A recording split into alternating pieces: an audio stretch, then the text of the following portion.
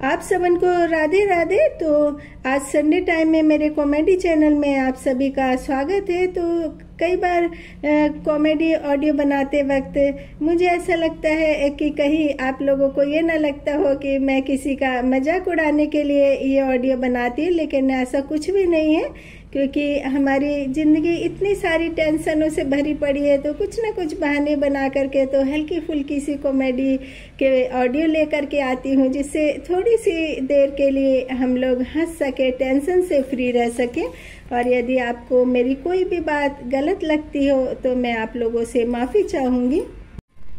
तो कई बार हमको कुछ ऐसी बातें याद आ जाती है जहाँ पर ना भी हंसना हो, या फिर हमको ये शो करना हो कि मुझे तो बिल्कुल हंसी नहीं आ रही, मैं तो बहुत ही सीरियस हूँ।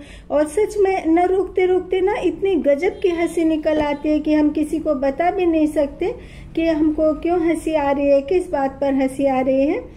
तो आप जरा अपने स्कूल लाइफ में जाइए और इमेजिन करके देखिए कि सारे स्टूडेंट क्लास में बैठे हुए हैं और मैडम बैठे बैठे ही सो जाए, और या फिर क्लास चल रही है और स्टूडेंट्स एक दूसरे को चौक फेंक करके मार रहे हों और वो चौक धोखे से मैडम को लग जाए, या फिर अटेंडेंस लगवा कर कॉलेज से बंक मारकर भाग जाना, या कुर्सी खींचकर अपनी फ्रेंड को गिरा देना।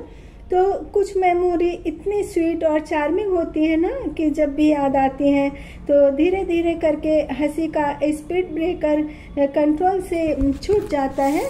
और वैसे जहाँ तक मुझे लगता है कि फ्री स्टाइल में दहाड़े मारकर तो हंसना सभी को अच्छा लगता है, लेकिन मुझे ये बात नहीं समझ आती कि ये 6-6 महीने के छोटे बच्चों को ऐसा क्या याद आ जाता है कि कभी तो हाथ पैर पटक पटक कर हंसते हैं, तो कभी हाथ पैर पटक पटक कर रोते हैं। तो मुझे लगता है कि हंसने में बिल्कुल भी कंजूसी नहीं करना चाहिए। बस एक बात का ध्यान रखना चाहिए कि सपोर्ट के लिए चेयर टेबल मजबूत होने चाहिए, और जहाँ पर आप हंस रहे हो वहाँ की दीवार भी मजबूत होनी चाहिए। नहीं तो पता चला कि आपने हंसते हंसते दीवार का सपोर्ट लिया, दीवार दूसरों के घर पर जा कर के गिर गई, क्योंकि इस समय के जो फ्लैट है कुछ ज़्यादा ही इतनी मजबूती से बनाए जाते हैं। और यदि किसी को हंसने में संकोच होता हो तो छत पर जा कर के हंसे, या फिर जंगल में एकदम फ्री स्टाइल में हंस सकते हैं।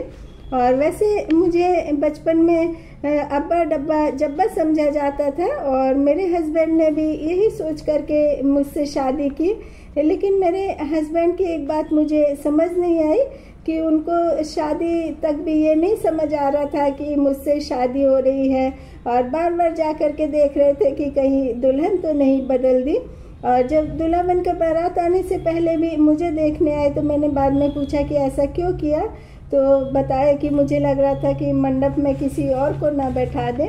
और जब इतने से भी काम नहीं चला तो ट्रेन में भी मुझे झाँक झाँक कर देख रहे थे। तो मैंने बाद में पूछा कि ऐसा क्यों कर रहे थे, तो बोल रहे कि कई बार ऐसा होता है कि ट्रेन में दुल्हन बदल जाती है। तो मैंने कहा ये सीन कहीं ज़िंदगी भर ही तो नहीं चलने वाला है। लेकिन शादी के बाद जो मैंने अपने पति की लंका लगाई तो मेरे पति ही अब्बा डब्बा जब्बा बनकर रह गए। तो आज मैं जुदाई पिक्चर में अपनी कॉमेडी से सारे हॉल के शीशे दरवाजे सहित दर्शकों को अंधेरे का फ़ायदा उठाकर हंसा हंसा कर थकाने वाली उपासना सिंह की बात करूंगी। तो उपासना सिंह में एकदम रियल ब्यूटी है, और उनका बातचीत का लहजा बिहेवियर बहुत ही डाउन टू अर्थ है। तो उपासना सिंह का जन्म पंजाब के होशियारपुर क्षेत्र में हुआ था, और इनकी पहचान मुख्य रूप से हास्य कलाकार के रूप में है। और इन्होंने अपने फिल्मी कैरियर की शुरुआत 1997 में जुदाई फिल्म से की थी। और एक इंटरव्यू के दौरान इन्होंने बताया कि जुदाई पिक्चर के डायरेक्टर ने उनको बताया कि इस पिक्चर में उनका रोल एक मूक बधिर लड़की का है, और उनको सिर्फ अब्बा डब्बा जब्बा बोलना है, और अब्बा डब्बा जब्बा बोलकर ही पब्लिक को सारे रिएक्शन देने हैं कि आप क्या बोलना चाहती हैं। तो उपासना सिंह ने सोचा कि मैं तो कलाकार तो हूँ ही, वो भी कॉमेडियन कलाकार भी हूँ।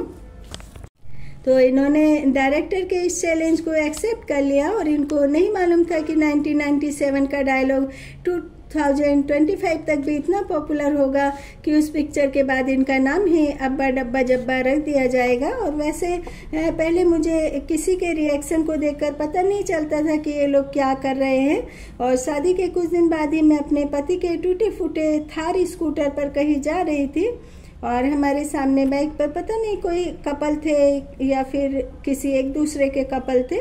तो वो लेडीज़ एकदम भयंकर तरीके से उसके कंधे पर सिर रखकर बैठी थी और हिल डुल भी नहीं रही थी। तो मैं काफ़ी देर से देखती रही, क्योंकि सामने ही देखना था, इधर उधर तो मैं कहीं देख भी नहीं सकती थी।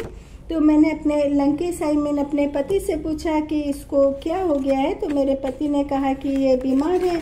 तो मैंने कहा कि यदि इतनी ज़्यादा बीमार है तो फिर इसको रिक्शे या ऑटो में जाना चाहिए था। तो मेरे पति बोले ये ऐसी वाली बीमार नहीं है। तो जुदाई पिक्चर में इनके फियोंसी ब्लैक डाई वाली मैगी की तरह बाल वाले, आंखों को भूमध्य रेखा कर्क रेखा की तरह घुमाने वाले भाई जॉनी लीवर जी इनके फियोंसी बने थे। और इनके रंग रूप को देख करके पिक्चर में जॉनी भाई लट्टू नाथ हो गए थे। और जब नाम पूछा तो उपासना सिंह ने अब्बा डब्बा जब्बा बताया।